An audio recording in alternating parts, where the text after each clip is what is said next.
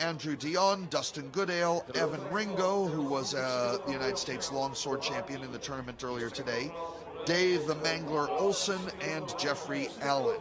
So we've got a mix of veterans and rookies on this team here.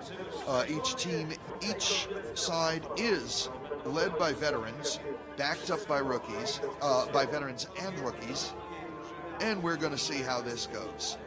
The marshals are checking the armor.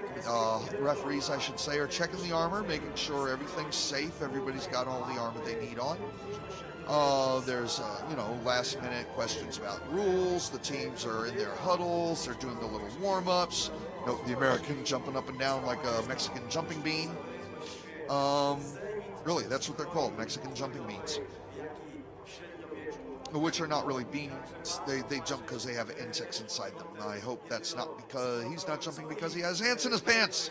There was La Flecha, Damon de Grazia, with the shield, the red and blue shield with the arrow on it. He was named that by the Spanish team at Belmonte last year for the way he runs around and hits people, swift and deadly like an arrow. There's the substitutes getting ready to enter.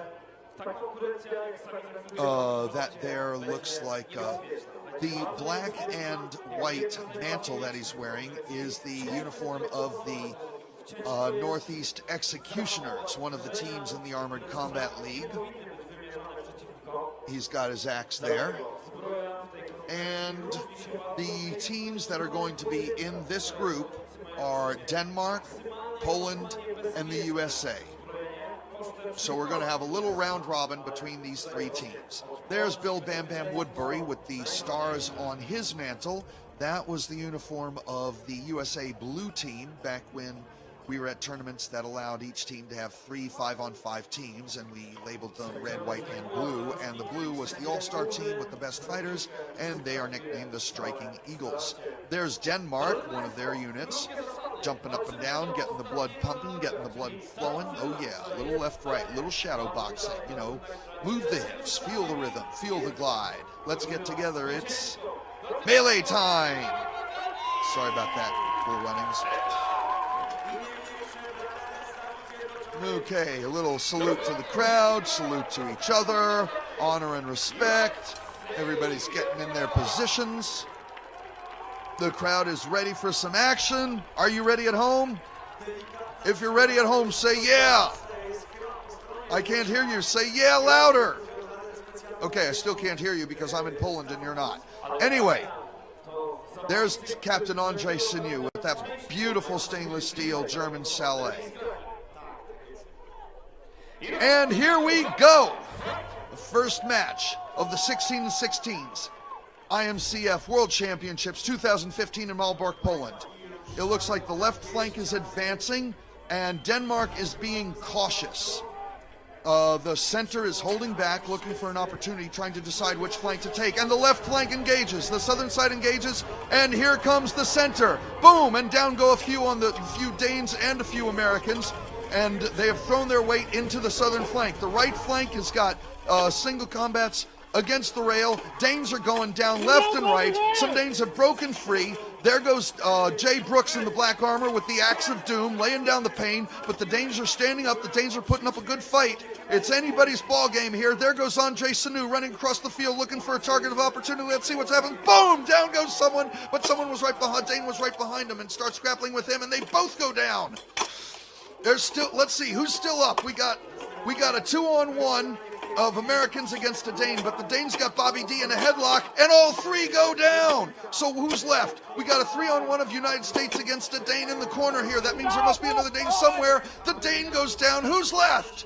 The three in the corner look up, and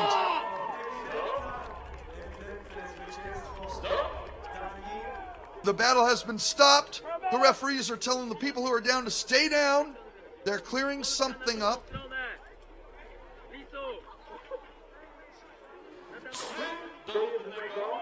And is there a decision? Are they counting bodies?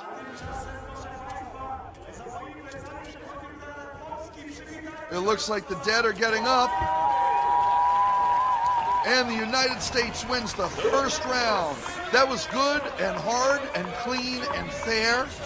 best I could see. There was some exciting action there, folks. That's what you're going to see tonight. With this many fighters, you're bound to see on the field, you're bound to see something that you didn't expect. Referee checking to make sure there's no hard feelings between two fighters, I'm going to presume. Woo. Here's a little slow motion of the action. That Dane tried to run in. Wow, Bobby D just shoved that guy through the fence, but he didn't hit the ground, so he's still good. And here's where the Dane came in and put the bear hug on Bobby D, holding him in the field so that he could not do any more damage. That, of course, takes him out of the fight. That's where Andre Sanu knocked down the Dane, knocked down an American too in the process, and the Dane came up behind him and took him down, but that still leaves one fighter standing. I'm going to think that that's Simon, and Simon went to help out Bobby D in the corner. Look down at the bottom of the screen, a referee has picked up a lost axe on the field and is trying to find out whose it was. Remember, of course, if you drop a weapon on the field, you have to go back to the sidelines to pick one from your sidelines. I can tell that guy whose helmet is up, that's Steve Schrader. He is the captain of the left side, known as the bad of the good, the bad, and the ugly. That shield with the bear on it is the symbol of Ursus, which is one of the teams, one of the groups that does this sport out on the West Coast. There we see the packed stands full of this Malbork crowd.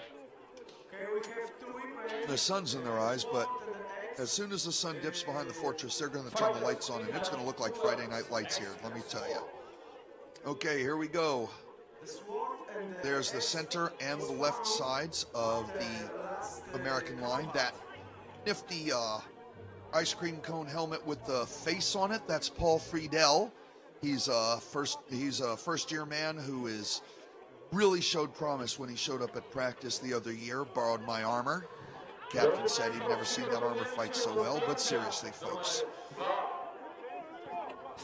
And here we go, round two, Denmark versus United States. The United States is taking the same approach, advancing with the left, advancing halfway with the right, with the center looking for a target of opportunity. The Danes are staying in the same line, not engaging. The American left pulls back a little, so they're in line with the American right. Denmark is sending someone in, and that breaks up the line, and now everybody gets into the action. We got a cluster on the left. We got a cluster on the right. We got a free-for-all in the middle. It's breaking up into one-on-ones while Americans are looking for targets of opportunities. There goes a flanker. He didn't get there in time to help his buddy. The two of them went down. There goes another flanker. Hard cross-check to the back of the head. Look out. There's a Dane coming up behind an American that doesn't see him. He slams him into the fence, but doesn't take him down, but now he pulls him down by the head. Here comes a flank. There goes a Dane looking for a weapon. An American's going to pursue him, try to take him down before he can get into the field. He hits him and lets someone out. There goes a Dane taking down an American. There goes an American going down with a Dane. There goes a Dane trying to knock down an American. He goes down himself and the American stands up. There goes another pair going down on the wall. There's a one-on-one against the wall. Look out, folks. Those two are pulling each other in mutual Muay Thai clinch. There's a Dane holding two Americans by the head. There's an American pulling a Dane to the wall. Then both of them go down. Here comes Dane trying to get an American in a headlock. He gets hit from behind and shoved away from him. He's trying to grab two of them, only gets one of them. There's left Fletcher pinned up against the wall. There's a Dane trying to strike an American in the back. Another pair goes down. An American's looking for a target of opportunity as the Dane grabs onto an American. The Dane kicks the American in the stomach to get him away before he can hit him with the axe. The American goes looking out for a better shot. And we got three one-on-ones against the fence. That Dane is putting his full arm behind the American's head, trying to pull him down. Look out. But the American's just hanging on, and unless they both go down. And I heard a whistle and a stop. So those two count as standing up. So how many of which side is still standing up? That was Cat Brooks there with the white and black face mask who just turned around. It looks like at least two Americans are standing. It looks like at least one Dane is standing. If the Americans outnumber the Danes by 3-1 or more, the round is over. If it's 2-1, the fight continues. Or if there's another Dane standing, the fight continues. They're leaving all the guys sitting down. The fight continues. And there goes Cat against the Dane that he had pinned up. He's trying to pull him down. Here comes Bobby D to help him out. He's joining him in the corner. They've got him pinned up against the corner. They're going to try to pummel him, pull him off the corner, and pull him to the ground. If the Americans can just get one Dane to the ground.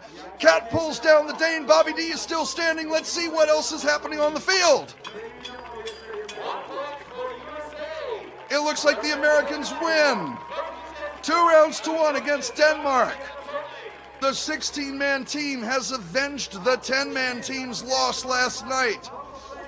Hard fought, good action from both sides, looking for targets of opportunity, taking them down. Lots of times we saw two guys going down together, which is